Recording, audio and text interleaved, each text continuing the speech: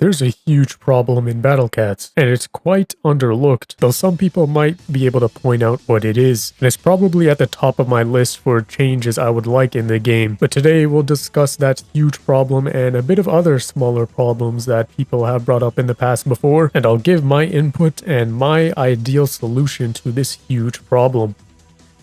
Yo, what's up guys? John Boogle here. Today, we're going to talk about the huge problem in Battle Cats. Now, for some context, I've been playing this game for quite a long time now, almost 10 years now, and throughout this long journey, one thing has occurred to me and stayed the same in my countless runs of completing the game and restarting over again. There was this one big issue which I found was just really ridiculous, and even more so now. But before we get into the big main point, let's talk about some other smaller issues. So as most of you know, we are approaching the 10th year for Battle Cats on EN, which is a huge landmark, as most gacha games do tend to just fizzle out and die or even shut down their servers this far in, but Battle Cats is continuing to go on. But that doesn't mean there isn't any issues. Now, some of these things wasn't really too much of a big issue in the past, as it was just a small indie game. But now, fast forward to today, almost 10 years later, some of the stuff I'm going to talk about does seem quite odd for a game in this life cycle, and it could definitely hurt the game in the long run, but we can't say for sure, as the Japanese version of the game is a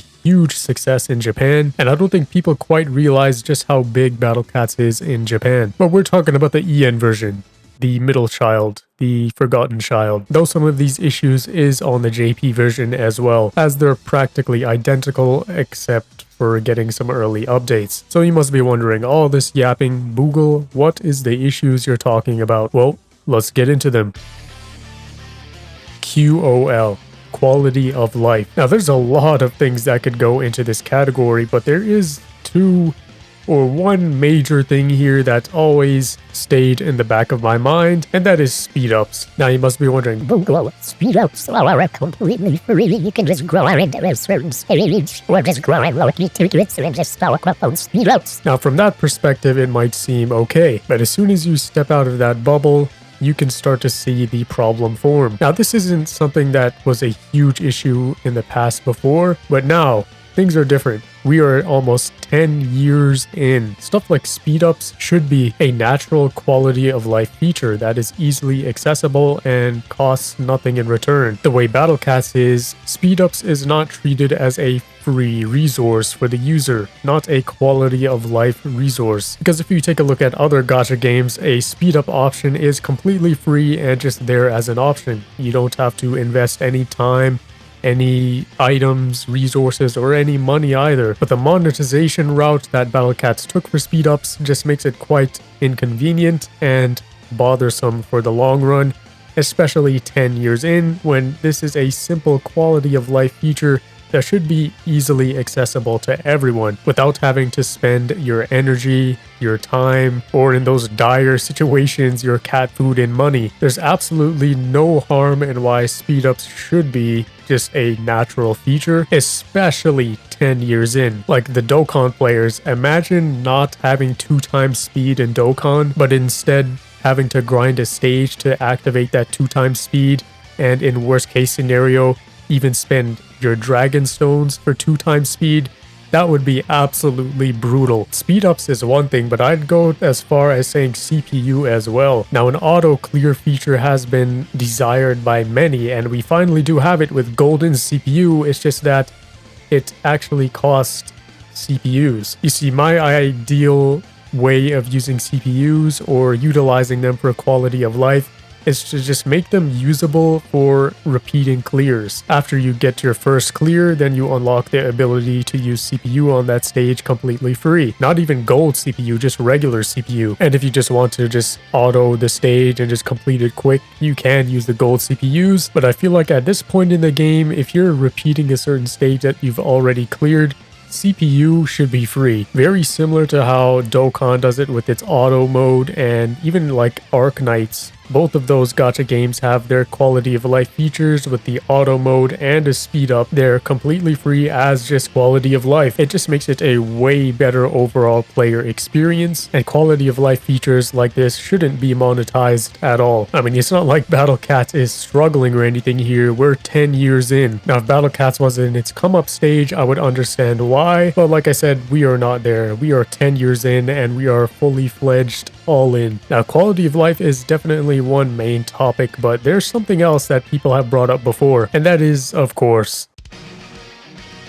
power creep, a certain hot topic for many gacha games. However, as many others in the community make a big deal about power creep, I don't really see that much of an issue with Battle Cat's power creep. And once again, that's because I'm stepping out of the bubble. Now, from inside, the Battle Cat's power creep might seem pretty horrible and pretty scary with how things are going in certain stage designs, new units, etc. But if you take a step out and just look around, it's actually not that bad compared to other games. An example I keep bringing up, Dokkan, does have some sort of issue with its power creep, as bosses in the game are getting ridiculously more harder and difficult to beat, and units are becoming more OP and busted at a rapid pace, essentially inflating all the numbers to a hilarious point. And this is where it could be subjective, because sometimes power creep is done really well and it could be really fun. In Dokkan's case, it can be pretty fun just seeing all those big numbers flash on your screen, having that brain activation. Or it might seem boring to some, but the way Battle Cats handles power creep is by creating more annoying enemies, and this is where most people's problems come from. A recent example being the Courier and the Behemoths, and I do talk a bit about that in this video right here. But as of now, I don't really see too big of an issue. Not saying that there is no issue at all, but it's not something I would die on a hill for, like the quality of life changes, which is a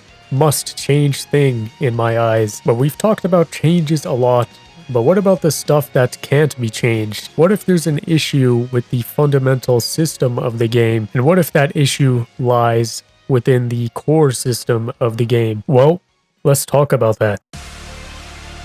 The gacha system. I've talked about the Battle Cats gacha system quite a lot here and there, most notably in that one video that most of you might know of, and I think those issues still stand today, because this is a core system in the game that probably can't be changed due to both in-game reasons and legal issues as well. But that doesn't give the system a pass, because the gacha system in Battle Cats is absolutely horrendous. In the recent few years, we've gained access to things like tracking, which completely exposed the whole gacha system of Battle Cats and basically opened all of its flaws to be abused. But that's not the biggest issue here, because the biggest issue is that the Battle Cats gacha system is just not a genuine gacha system. It's a predetermined seed that only changes in a few specific instances and occurrences, which is not common at all. So that means if you're stuck with a bad seed, then it's just pretty much over. And that's exactly why the Battle Cats gacha system can be absolutely horrible, because not only can it be used and manipulated and abused, if you get a bad seed, you're just pretty much screwed. And I like to call these bad seeds the cursed seeds. Now, I myself, having gone through the game multiple times, have not gotten a cursed seed yet, I don't think. I do not seed track, but by my polls and how they've gone, it doesn't seem like any of them have been cursed, because I've almost always been able to pull all the key gacha units in a relatively short time span relative to how much cat food that has been spent. But I have seen many people talking about their cursed seeds where they're just missing a certain key gacha unit, or maybe even multiple key gacha units, and they just cannot pull them. A moment of silence for those with a cursed seed. On the topic of cursed things, let's move on into the next topic here, and that is, of course, Now, this is also something I've talked about before in both of these videos, but this is a small, simple point, just account recovery. The whole system is completely trash, and it's been a problem for a long time now. Not only has many people lost their account due to the horrible account recovery system through the inquiry codes, but people have got their accounts stolen as well. And the whole recovery process you have to go through to contact Ponos to get your account back is just not it. It's very poorly handled, and this could all be fixed with one simple solution of just being able to link your account to an email or something. Like my Dokkan account is linked to my email, and I will never lose that Dokkan account ever because of that. And let's say if I move over to a new OS or go onto a new device, newer phone, whatever, I could just transfer it just by simply signing in, and boom, that's it. The fact that this is not an option this late in the game's life cycle is a bit concerning. This is one of the big things I urge Ponos to work towards, because it's just silly how this is not in the game at this point. The inquiry code system and the data transfer system is just absolutely horrible, and it is one of the big things I always vouch for, getting a better system or a change or an update or something. But now it's about time we get into the big main issue, the big point, the huge problem in Battle Cats. And this is something that might not even affect you, but for a large majority of players, it definitely does. 10 years in, this is definitely the biggest problem for Battle Cats that I see, and it is the beginner phase and the tutorial phase, which I consider to be Empire of Cats. So what's wrong with the tutorial and beginner phase of the game? Well, let's first begin with the story chapters. For some reason, Ponos decided to make the most boring part of the game in the beginning, and that is a horrible way to do it. Now, early on, it wasn't that much of an issue because there wasn't that much content, but 10 years later, the beginner phase of the game is just almost a bit unnecessary. Think about it, you have 3 chapters that are just completely identical copy and paste, and you just repeat the stages over and over again. This is not how you grab someone's attention into a new game, especially now. The beginner phase or even the tutorial phase, Empire of Cats, being this repetitive and boring is a huge issue and turnoff, and it basically sends a lot of players away from the game straight away. It's a very outdated approach, and there being barely any quality of life things for the gameplay of the game makes it even more horrendous. Now, at least for Into the Future, they did change up some things, but they just copy and pasted Into the Future 3 times as well, which is a few changes here and there for some big stages. Though Empire of Cats is really the biggest issue because it all stems from that. It's just not an enjoyable experience for a first-time player at all. Maybe for the first chapter it is fun, but as soon as you start getting into the second and third chapter, no. And this is not including treasure grinding. That just makes the whole of the beginner and tutorial phase even more shallow and tasteless. But this is the perfect segue into the second point of the beginner phase. The whole treasure system. This far in the game's life cycle, I feel like treasure festivals should be just guaranteed treasures. They tried to do something with the Z Outbreak treasure boost, but those are just completely useless, because by the time you do those outbreaks, you're already done with the chapter, and most likely you already have all the treasures. It just becomes a really dissatisfying process. And yes, maybe it is more apparent to me because I've gone through the game many times, and I've had to go through treasure grinding through multiple accounts many times, but for me it really wasn't that bad because grinding is a nature of gacha games, and coming from Dokkan where you have to grind hundreds of medals to awaken units and have to grind stages hundreds and hundreds of times to link level them, treasure grinding was pretty easy. But I'm speaking for the majority of the game here. There's a reason why most players quit at Empire of Cats or in the beginner phase, whether that be the boring repetitive style of gameplay in the first